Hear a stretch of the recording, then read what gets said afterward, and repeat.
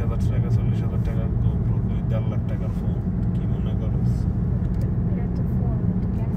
সেই আইফোনের video quality Sony এই আলফা 3 এর থেকে বেশি ভিডিও কোয়ালিটি, ঠিক আছে? তো ঝামেলা করে নিবা না, নিতেছে না, কত বড় বড় ইউটিউবার আইফোন দিয়ে ভিডিও করে।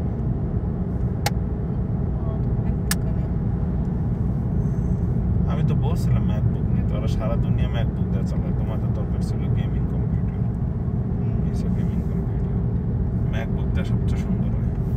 1 লাখ টাকা দিয়ে সুন্দর তোমরা ম্যাকবুক মানে ভালো সিরিজ একটা পাইতো।